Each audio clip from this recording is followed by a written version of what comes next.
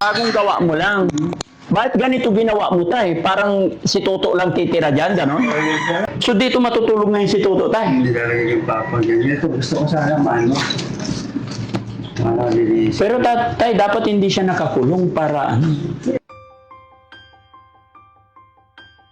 Ito?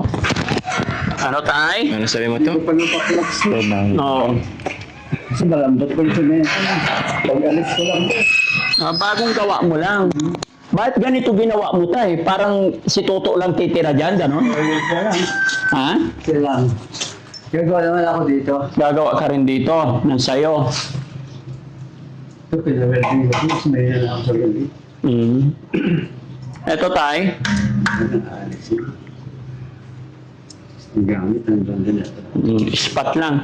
So dito matutulog ngayon si Toto, tay? Hindi talaga yung papa ganyan. Ito gusto ko sana maano. Linis. Pero tay, dapat hindi siya nakakulong para ano? I-open ko yan. Oo, para mamuhay siya ng normal, no? Masamahan ko lang muna siya. Opo. Ako lang gagawin naman yung pamilyo lang. Ano po yon? CR. Yan, lalagyan ko yan. Diretso na yung septic tank doon. Hindi ba kung siya kasi Oo, nakakonect na sa septic tank. narangan ko na lang dito yan. Butas ko lang. So ibig sabihin, tay, nung unang nakita namin si Toto doon, unang punta namin sa iyo, ginagawa mo na to? Nagawa ko na yun. Okay. So plano mo nang ilipat talaga dito? Plano ko na. Hanggang dito na yung asintan mo naman siya. Pero sa ngayon, tay, na magaling na si Toto, dapat iparamdam mo sa kanya na normal, na hindi nakakulong. Ano po? Ganyan naman yung open. Ang gusto ko ito, kung magustuhan ko to, open to, pero bakal na rin. Tingin ko, tay, pag nalinis ito, mas maganda pa dito. Parang normal na Kasi ito mahina na to. mahina na. Malabas nila yan. Oo, pero mababa lang naman. Hindi basta-basta tutumba to. Diba? Yan, tatanggalin ko mga yero niyan. Oo. Saka isa pa, yung pagpasok dito ko nandito to, mahirap. To, halika to. Mahirap. Pasok. Ngayon to, tatambakan ko to hanggang dito eh. Dito ka na. Opo, sir. Opo, sir. Nalimutan mo na. Dito ka na, lagi kang country mo rito. Dito ka, dito. Dito ka. Dito. Lagi kang country mo dyan, no? Lalagay ng katre. Pag gabi, gusto matulog, punta ka na niya. Tapos ito, Labas-labas lang siya. yan, nalisin mo yan para balon. Bala ko itira nung kalahati dito, sir. Ha? Sa Prince kayo. Bawal. Makas kayo, sir. Ako magso-soft drinks para lumakas. Huwag mo ko alalahanin, okay lang ako. Ikaw ang inaalala ko. Sana maging okay ka na. Basta ayusin mo yung buhay mo, Saan ang papag niya, tay? Nandun pa? Ililipat mo rito. Lipat ko pa. Alisin ko pa to. Alisin mo yan. Sama na ako mamaya dun sa tropa ko niya. May kasama kang magdadala dito. Meron. Siya rin yung nag-welding yan. Siya rin ang nag-welding. Gumastos ka rin pala, tay, no? Hindi rin biro-biro pagpapagawa nito, eh. Ito kasi, nung isang taon pa ito, pinag-usapan na namin mag-ama, palbasa, wala naman. Oh. Sige tayo sikapin ko pag-ipon, sabi niya. Sabi ng anak nyo na isa. Ay, noong December, sa ipon siya, rin punta siya rito. Oh.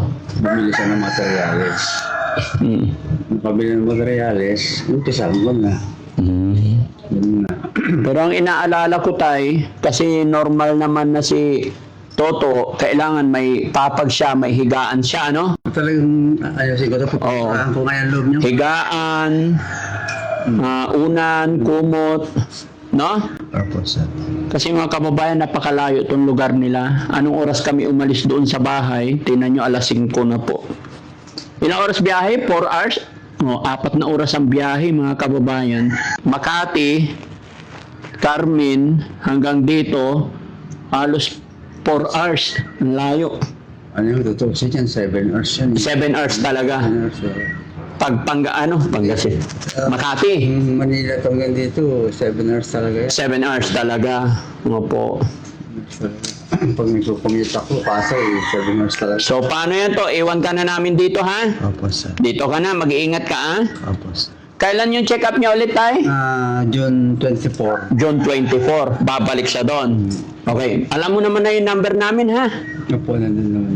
Okay. Mag-iiwan ako tayo ng allowance niya. Bilan mo siya ng, sabi mo may papag naman, ha? Opo. Bilan mo po siya ng Pero talaga kasi yung ba yun, tinamaan ng bangga ng bumagin. Papaulat repair mo na lang. ko na lang para sayang din. Yun, pwede pa yun. Tay, treat mo siya as a normal, huwag mong ikukulong, ha? Opo. Tapos papainumin mo siya ng gamot sa tamang oras, gaya ng sinabi ng doktor, no? Opo. Para, kasi pag tinuloy-tuloy mo, magiging maayos na yan. Okay, tay? Para hindi rin kami gabihin. Anong masasabi ni Toto na hindi na siya nakatali ngayon? Parang nakawala din po siya. Parang nakawala. So, mas masarap na yung pakiramdam ngayon, ha? Be a good boy ka, ha?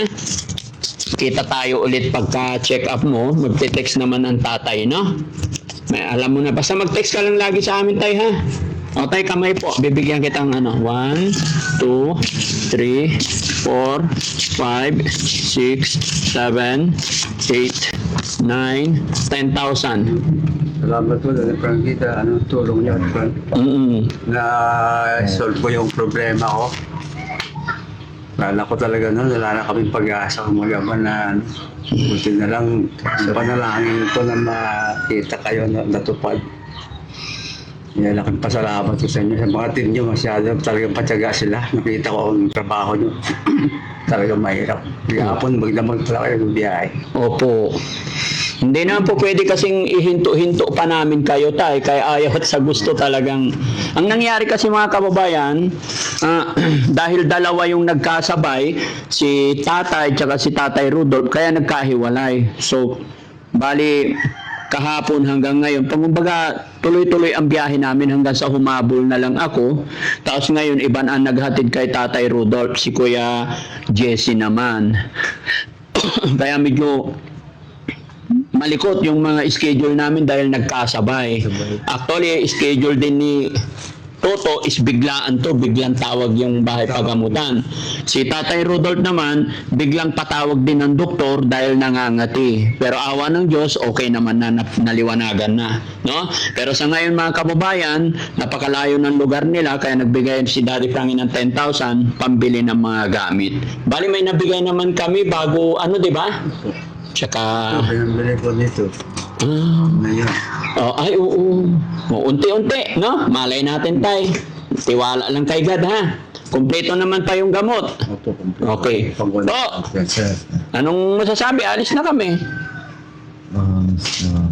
Ha? Nakamiss din po yung bagay na nakaraan po. Maraming salamat. Pakasaya ka lagi, ha? Sir. Kain ka lagi, ha? Thank you, sir. Alam ko naman na hindi ka pababayaan ng iyong tatay. Pero mahalin mo rin tatay mo. Huwag mo sasaktan, ha? Ako si Tay. Huwag mo susuntukin si tatay, ha? Para hindi ka nila itali. No? Gusto mo ba itali? Hindi na. Oh, very good. Lagi ka magdarasal kay God, ha? May pag-asa pa. Bata ka pa, eh. Opo, sir. Salamat po, sir. Salamat. Sige, tay. Kami po'y pansamantala aalis, ha? Ingat kayong mag-ama. Mag-ingat din po kayo sa biyahe. Opo. Si Kwan, wala pa yatang tulong talaga. Oo. Si Rexibel. Oo, si Rizky. Si Rizky. Okay lang yan. Pag inantok, papalitan namin. May mga driver pa kaming extra. So ayun mga kababayan, mga kabarangay, maraming salamat po. Bagamat hindi komportable si Daddy Frankie sa sitwasyon or kalagayan nila, wala pong magagawa kasi nga po hindi na po pwede sa aking bahay ang ating mga beneficiary. No? Kung pwede pa sana is makukulture ko pa sana si Kuya Toto hanggang sa tuluyan.